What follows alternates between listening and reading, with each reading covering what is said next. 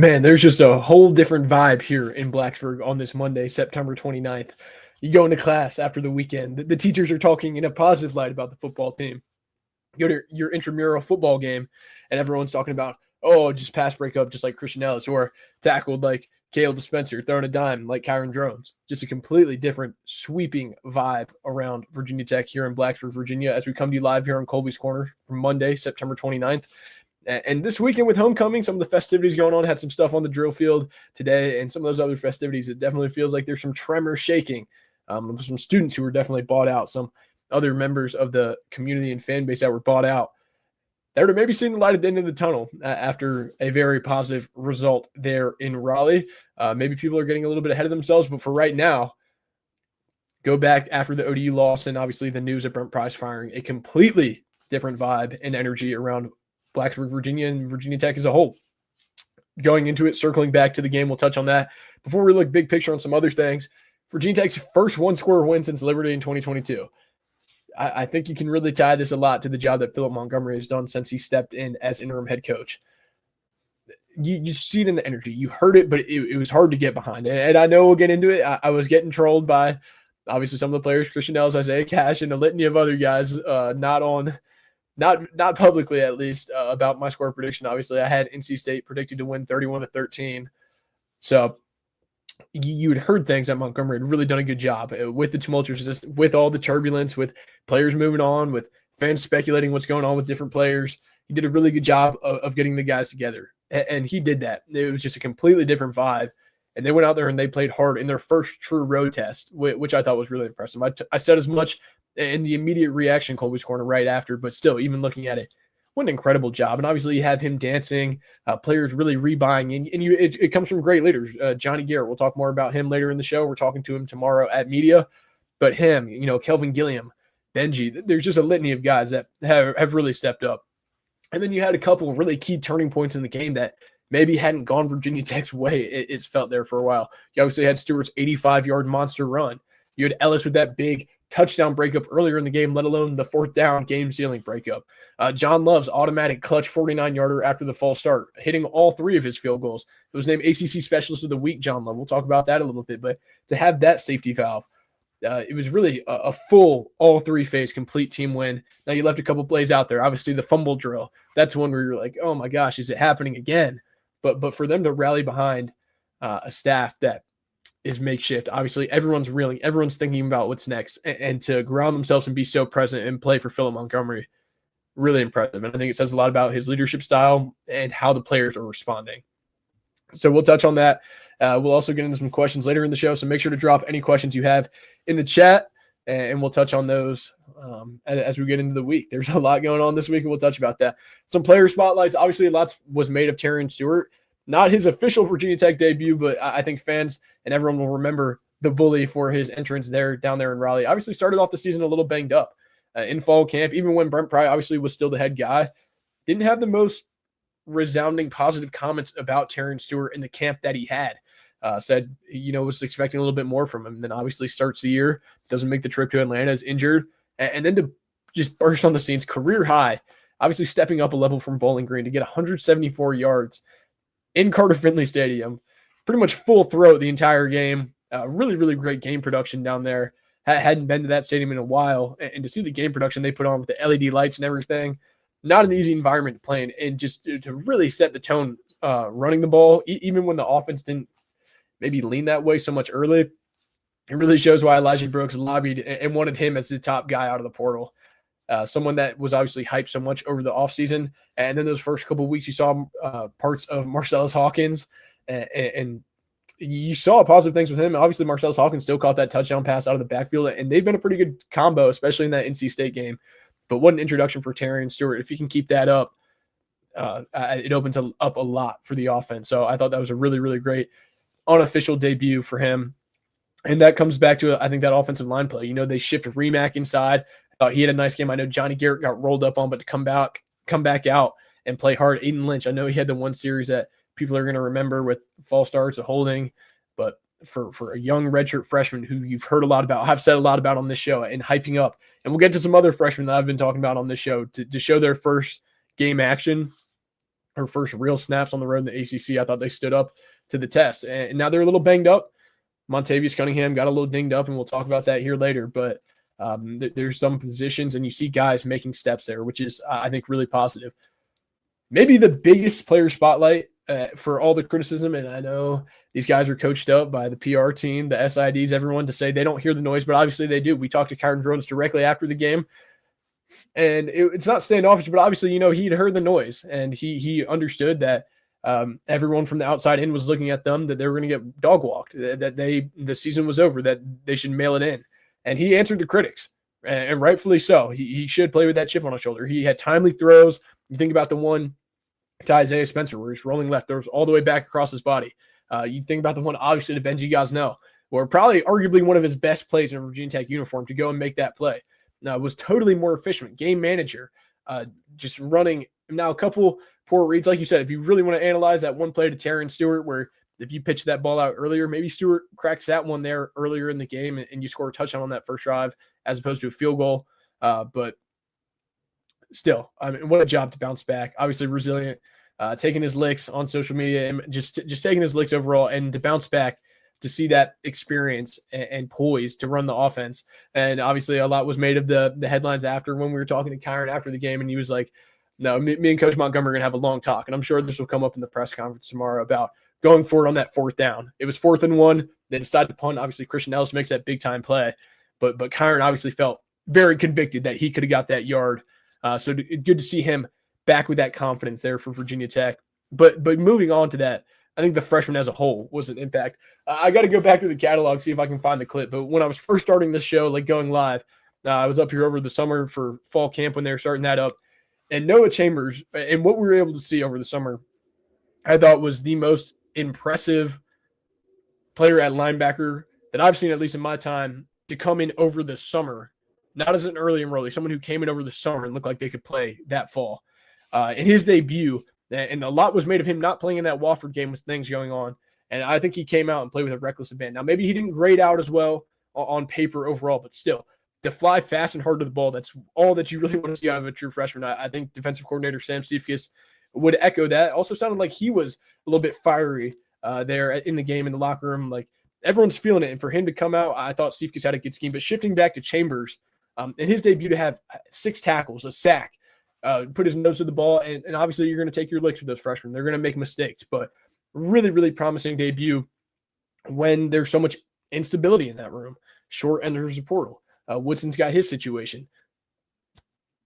What an impressive job to step up. And it was timely, but I don't think it was shocking, because him and a guy like Sheldon Robinson, who was up there leading the team in tackles, I mean, just looks so poised. Another guy who came in over the summer. Those guys are roommates, and you can't speak enough to the job that they did in their first road game on the ACC. It looked like they were just out there in the Beamer facility, just doing what they did. So really, really impressive stuff. Expect to see a lot more of them as that defensive rotation sort of shrinkens a little bit, obviously, with guys stepping out. But yeah, I think very promising from them.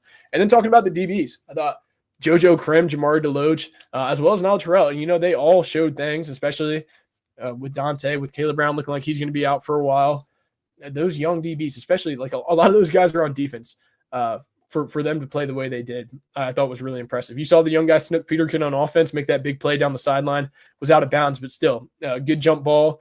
He was probable going into the game, was doing drills with assistant wide receivers coach Cam Phillips, gave it a roll. Sounds like he should still be good for Wake, but good to get those guys out there in a game that you still won. They contributed super effectively. And then some other player spotlights we talked about a little bit, but to have the veteran buy-in from guys like Christian Ellis. Obviously, didn't play against Wofford, and you're hearing narratives thrown out on social media, on the message boards. Check out vtscoop.com. We'll get into that more, but a lot of behind-the-scenes stuff where you can really sort of weed out what's real and what's fake. But for Christian Ellis, a guy like that, where so much of the narrative is why didn't he play at Wofford, and to come out and have the 3 pass breakups he did, let alone the game winner, and then quote tweet me, and stand on his business. LaCroix had an incredible game. And then Caleb Spencer, I know he earned the start, I believe, last week as well at Wofford, but someone who out of high school was committed to Oklahoma, flipped to Miami, and then last offseason obviously transfers to Virginia Tech. Had a great spring, I thought. Gets a little mired on the depth chart when Cephas brings a couple guys out of the portal, and just has a nose for the football. Career high 11 tackles. I thought he also played fast and physical and what you wanted to see out of that linebacker position, especially with how that position maybe had played a lot this year and honestly a lot through Brent Pry's tenure. Some depth and availability notes where things stand post NC State. Obviously, James Ajoncum and Keyshawn Burgers are officially no longer listed on the roster, with Burgos not being on the team or not being with the team following Wofford at halftime. James Ajoncum obviously wasn't there even prior to the Wofford game. Situations there. No official statements there from the team, but you can get a really clear picture of what went on with both those guys over on vtscoop.com. Sounds like cornerback Caleb Brown, as we talked about last week, he's going to be out for a good while. Definitely there. So like I said, definitely going to be leaning on those freshman DBs. We'll get some more clarity on some of these guys as we talk to Montgomery tomorrow, but just what we're hearing. Caleb Woodson's situation is in the air. Not exactly sure, trying to weed through some of those things. So don't know his availability for this week. Same with Quentin Reddish. I would loop both those guys in that boat. But then some of those younger guys, like a Keelan Adams, sounds like he might be ready to roll as soon as this weekend in that wide receiver room. So you might be getting another weapon added to that offense, as obviously some people are coming back from injury. And then, like I said, Snook Peterkin, he was listed as a game-time decision going into the game. But sounds like he'll be good to go. So, yeah, the defensive rotation has definitely shortened with some of those guys entering the portal or making, obviously, decisions off the field to no longer be with the program. So younger guys are going to be seeing a lot of real snaps. I feel like the next talking point that we can't overlook, I know so much is made of, obviously, Montgomery and what he's done and what he could potentially do if it goes that way, but the bigger picture. The Board of Visitors meet tomorrow on Tuesday, September 30th. It will be live streamed. So they're set to vote on the $229.2 million in additional funds for athletics. Full stop. This is not, it's obviously a vote, but it's fully expected to pass per sources. It sounds like this is going to be greenlit and go through. So the fiscal year 26, we'll get the bump of $47.1 million in operating budget. So that'll go to 190 plus some one-time funds. So that, not exactly sure what that means, but obviously that's so critical, especially when you see what's happening at Arkansas in the situation there. Their AD coming out saying that they're not really competitive with the staff salaries, facilities, some different things, recruiting budget, NIL support staff, obviously. So to do this, just some context, 1,000-foot view. This plan could essentially vault Virginia Tech to towards the top third of the ACC in budget. Could be the structural reset fans have wanted. Now I know Montgomery and how he's got the team playing has maybe shifted people off that a little bit, but still there's going to be massive sweeping structural changes coming. And this is the catalyst for that. And obviously that vote is tomorrow. It is still an official vote, obviously, as they have other university items, but fully expect that to go through tomorrow. We'll have a ton of coverage on that over on vtscoop.com. I know 9:30 in the mornings during the middle of a lot of people's work days, school days. If you miss it, please you're not going to want to see it, because even me, a lot of it gets lost in the weeds. Doug Bowman, Emma Marie running a thread, checking out what it all means at the Board of Visitors meeting tomorrow. Check out vtscoop.com over on the Tunnel message board. A ton of really, really good content coming out there. So looking ahead, obviously talking to Philip Montgomery tomorrow as well, talking to offensive lineman Johnny Garrett, who has been a really, really big part in, I think, keeping a lot of the players bought in, and also wide receiver Cam Seldon, who had the touchdown on the play after Terrence Stewart's 85-yard touchdown run. So just catch up on some availability and roster attrition, and then look ahead to Wake Forest and getting into them. But also, I thought Montgomery called one of his better games, and obviously play calling, but also just having to have all the guys buy in and have all the duties of a head coach. And then also just, looking at the larger scale thing as talking to him, could he, and it comes up on the board today, could he actually play himself into a bigger candidacy if the results of Saturday continue? I'm not exactly sold on it, but I mean, if you do the things that a lot of the guys in that building believe, and like I said, it's them against everyone, and let me be the talking head that excites all that, but you never know. But I would place my bet if I was a betting man. Going to go external and look a different way. But as the ACC outlook, obviously for North Carolina State, the defense stepped up big. Hollywood Smothers, ACC rushing leader, could be an All-American.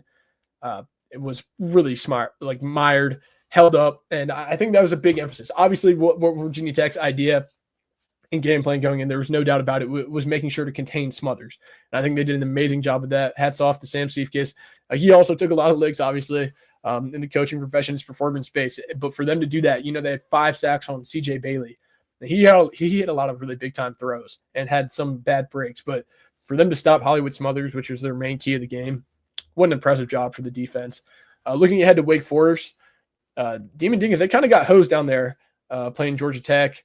Looked like they had a free play going, jumping offside, and didn't get called. So obviously they punt, come down, and Georgia Tech kicks a field goal. They lose in overtime. Quarterback health is questionable. Damon Claiborne, that running back, Virginia Tech, really like that guy in the portal. He had a really nice game against Georgia Tech. Now, you just saw Virginia Tech have a really great scheme and playing against a good running back in Hollywood Smothers. So seeing what Claiborne can do, maybe that scared you 2 weeks ago, but if you want to look at the small sample size of what they're doing, now you go home, 1 p.m., homecoming kickoff, you might have some more confidence going up against good running back like that in Damon Claiborne. So obviously you have a lot of people saying that you can see a path to 2-0 in ACC play with a maybe down Wake Forest team after a tough result, coming to take on a rolling Virginia Tech team that has a lot of buzz and momentum rolling behind it. People trying to buy back in or revitalize something under this new head coach. So wrap up just some notes and things before we close, and make sure to drop some comments. Checking vtscoop.com. I'm going to have a lot of content over there. Drop some comments. I'll get to those just before we touch on some final notes. But yeah, when you think of the run where Virginia Tech was outscored, 65-0 at home, to a big road win in the ACC in 2 weeks. Like, not to undersell it, I know in the video I posted after the instant takeaways, I was like, shock the world. But realistically, I was very shocked. Obviously, with my prediction, obviously a lot of people, I know, like, they don't see anything from the outside, but like that seeps in. You hear all the noise. You do. And to go from that, it really is pretty astonishing. You can't say enough about the job. In the short term, like I said, people will always want to parlay that into longer term. Hey, let's keep this guy around. I don't think you have to look too far. Look at Kevin Keats at NC State. It looks like he's going to be out of a job. You go on a run, ACC tournament, take a team to the Final Four, you re-sign, and then next year you're out the door. So sometimes there can be small special runs in time, and I think that's what Philip Montgomery is at least on right now. 2-0 in his interim, 1-0 with a big road win, but still going from that ODU game in Vanderbilt and taking that and just getting these guys to rally in such an era of college football where there's so many distractions and you can so easily lose the locker room. I think it says a lot. So it feels like a pivot point, but also why consistency will define this next month for Montgomery, for this team, for so much more as you take on Wake, and then you go down to Atlanta. You take a pretty good Georgia Tech team, and then you get Cal at home. But you can't look ahead. This team is going to be going 1-0 every week. So, yeah, those are most of the other things. Some other smaller notes. Going through the roster today with Tucker Holloway officially entering the portal. Looked like Isaiah Spencer, the Jackson State transfer, is changing his number from number 14 to number 11. Just a small note there. Obviously, he had a really nice game with Jones making that play across the field. And with Tucker Holloway leaving, it has assumed those punt returning duties. So it looks like there's still going to be an 11 back there if that roster update is official. So it looks like there will be an 11 catching punts. And also back there at punts, I think second team right now, I know there was no depth chart released. I wouldn't be shocked to see Jamari Deloach. This is a guy, seen him live there at Oscar Smith in high school. Really, really dynamic returner. You're talking about a true freshman who's played a little bit back there at DB, but this year, and no matter how things shake at the end of the season, someone who's really dynamic in the return game, someone I think they're going to want to try and keep back there, working at backup punt returner. Some other notes that I sort of touched on, John Love was ACC Specialist of the Week after going 3 for 3. Obviously, that very, very timely kick to eventually be the game winner. You just can't say enough about it. You cannot say enough about the job he's done. This is someone who really likes Virginia Tech, has that extra year, obviously, with the program he's in. Like, you just can't say enough about how much confidence the team exudes in him. It's pretty much expected every time. Really, really impressive stuff. And then, yeah, it was funny week. Obviously, right after the game, you just get blown up, just everything going on. And then talking to both Isaiah Cash and Christian Ellis after they obviously see the prediction. And, I'll be the martyr. I'll be the one to stand on it. Not the best take with 31-13, but that was pretty funny. So here, jumping into some questions. DW Hokie 14 asks, I missed it within the game, but did the offensive lineman we had go down come back in the game? I want to say it was Garrett that went down. Yeah, so Garrett went down. He got rolled up on, but he did come back. I think the biggest one to watch along this line is obviously what Laith Ganem's health is. It was a game-time decision. Didn't start. I think he played a couple snaps, though. And then Montavious Cunningham. There at the end, Montavious Cunningham tried to run on. Was a little banged up. Definitely banged up hard for those last victory formation sets. That's going to be really interesting. Obviously, Montavious Cunningham, pretty solid year there at right guard. What his status is going to be big because he didn't come on for that last series. Definitely banged up. I think Garrett will be good to go. Like I said, we're talking to him tomorrow at the press conference, but I think Montavious Cunningham and Lath Ganem are the two to watch, both there at guard. But they moved Remack in, and I thought that line played really well with Remack and Aiden Lynch out there at right tackle. But I think Cunningham will be a big one to watch. Try and get an update from Philip Montgomery tomorrow on that. Got Speeds in here talking about walking your trap, take over your trap. Yeah. Seeing the locker room, like what a different vibe from the team to obviously jump in there and we're walking down to the media room. You're seeing all the players go live. And for Montgomery to rally the team, be dancing in the locker room, just what a rallied effort. And when that game was close at halftime, it does a lot to keep everyone engaged and invested. And they did. They walked in and they handled business. I mean, absolutely dominant force on the defense and stopping the run, stopping a really good player across from them. And the offense got it done. Kairen Jones, Taryn Stewart, can't say enough about the job.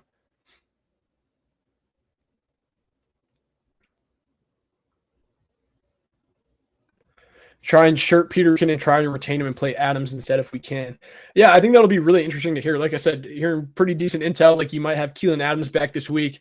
Have a really good interview with him over on the channel, actually, Kolby's Corner, where you can learn a lot about him. Obviously, really highly touted recruit. But we'll be monitoring that situation, obviously, with the availability reports later in the week. That'll shed a clearer picture. But yeah, I mean, Snook's a guy that you want to be able to retain. But like I said, with so many of these situations, and that if that 5-for-5 rule passes, you just got to play the guys. Play the guys to go win the games. And I think this staff has done a good job of discerning and getting guys out there that deserve it. Sheldon Robinson and Noah Chambers. I know Snook only had that one play down the sideline, but still went up and made a competitive play on the ball. So it'll be interesting to see those alignments, but it'll definitely be an infusion. Adding a healthy Keelan Adams back to the offense won't do anything except help. So obviously, I'm probably one of the biggest proponents of beating the drum and obviously getting trolled over on VT Scoop. What a place to be on game days. What a community over there of obviously hyping up different guys and things. But go get a membership, go check it out. But we'll have updates on that before the availability reports. Caleb Spencer looks promising at linebacker. Yeah, I mean, what a job. I think 11 tackles and second or third start, whatever it was. But what an incredible job to step in. Just playing fast and physical to the ball, communicating really, really effectively. Yeah, and I just even talking to him just briefly after was in an interview there, and just a really poised guy. That game at NC State was a year ago to the day of the Miami game last year. And I remember coming down the tunnel, and obviously Caleb Spencer came from Miami that year, was personally, he was the last one off the field into the locker room as we went down there for interviews. And, obviously a lot of people were really emotional about that game. Someone who I don't know was distraught, but was just so, it looked like a very determined person. And I know they went out and they beat Stanford that next week. Maybe didn't have the exact same opportunity, but someone who is very, very dedicated to the craft. You saw it in the spring. You saw it in him talking to scouts off the field at Pro Day. Someone who's just very, very detail-oriented, and obviously he's getting a shot. And I think he's with the opportunity, he's taking it and run with it. So, yeah, definitely looked promising. Taryn Stewart looked really impressive. We need to keep feeding him the ball. Coming from AA, nice pass there. But, yeah, this is someone who obviously penciled in pretty much all summer as that lead back. And this is what you would expect from that guy when you go out and get him from Bowling Green. Now, really, really low point of center of gravity. Just double wide, run you right over. Just, yeah. But, establishing that run, it opens so much more for Kairen. And Kairen Jones was asked so much to throw early in that game. And once you got Bully, once you got Hawkins, once you got some of those other guys going, it opened up so much more. So this is someone who can take a very heavy line share of the carries, and at this level has shown really positive things so far in his stints. So yeah, definitely would expect to see a lot of Taryn Stewart moving forward. How much do you expect the Wake's quarterback getting a little banged up changes things for the game Saturday if he can't go? Definitely changes a lot. I mean, as you know, Virginia Tech's history with backup quarterbacks and different things, if you want to get into that lore. But I don't know. I'm not in those defensive meeting rooms. If I looked at it, I would still think that the key for Virginia Tech is stopping the run. Damon Claiborne is a really dynamic guy, someone they want to, in the same way, get him going and build off that in the pass. And, based on last week, if you want to look at a smaller game sample size against what they did against Wofford, holding them to -1 rushing yards, and then holding, I think, Smothers or the whole team is to 1.9 yards per carry. If a weakness was stopping the run against Vanderbilt and ODU, in the sample size now, it looks like they've got that a little bit more patched together. So I think that will be in limbo. And it'll be helpful as you get the ACC availability reports, hearing how good he'll be ready to go. But I mean, that guy competed. He kept him in that Georgia Tech game. So that was impressive. But I still think the defense is going to have to key in on them stopping the run. What realistically does Monty have to do to get the job? I'd be happy if he went 7-5. I was asked this exact question over on VTScoop.com today, and I had to take a step back and think about it. What were the expectations when Pry was here with this roster? I predicted 7-5 to start the year. So it was like, how fair would that be to have Montgomery step in and then project him to take on an 0-3 roster, an 0-3 team, and then win 7 of your last 9? I don't know. So like I said 7 initially to be real. When you say realistically in the search, I think if you win 7, you're realistically in it.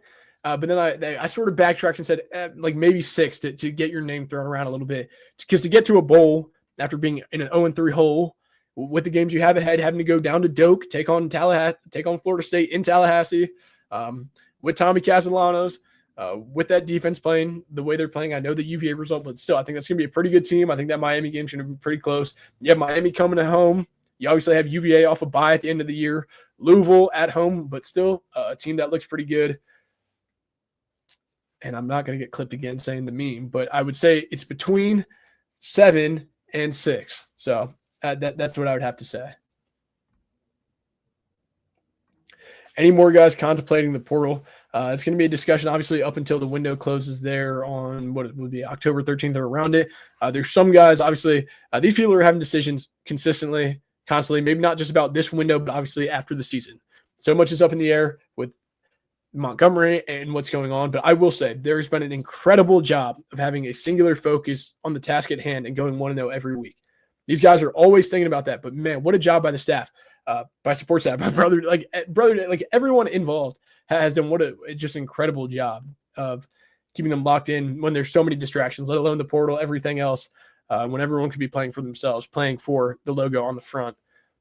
But yeah, with that, yes, definitely people are always contemplating that. Stewart and Hawkins, nice tandem coming from Davis 124 scale racing. Nice combo tandem that maybe you would had expected or wished for. Maybe not 5 games into the season, but still coming along, really, really dynamic pairing. And I think they've played well and lived up to the bill. But yeah, with that, I think that's covered mostly everything. Make sure to tune into vtscoop.com. I'm going to have a ton of coverage on the Board of Visitors tomorrow. Obviously, that meeting has a lot for the future of Virginia Tech football, Virginia Tech athletics as a whole, the university as a whole. Going to try and maybe get some content in the morning, and not gonna underpromise and underpromise and hopefully underdeliver on maybe some behind the scenes stuff on that tomorrow morning. But we'll see if that comes to fruition. If not, make sure to follow the socials on X at Kolby_Crawford. Make sure to subscribe to the YouTube channel if you're watching over there. Appreciate all the support, everyone. Going to keep these rolling Monday at 8:30, Wednesday at 8:30, and after the games on Saturday. So we'll have another one of these here on Wednesday. Some updates tomorrow over on vtscoop.com with some injury updates, what Montgomery says, and I think specifically more just insight, clarity on what goes down and talked about that budget. But for now, yeah, I think that'll do it here on Monday, September 29th. Riding high after a big intramural football win. It was nice to go to class today and hear teachers not talk about how the football team has fallen off. So definitely, like I said, people feeling a little bit different, shifting the vibe, learning the interim head coach's name that was after a couple games now. So definitely a different vibe, but appreciate all the support on this. See y'all on Wednesday. Have a great start to your week. And yeah, we'll see you Wednesday. Appreciate it. God bless.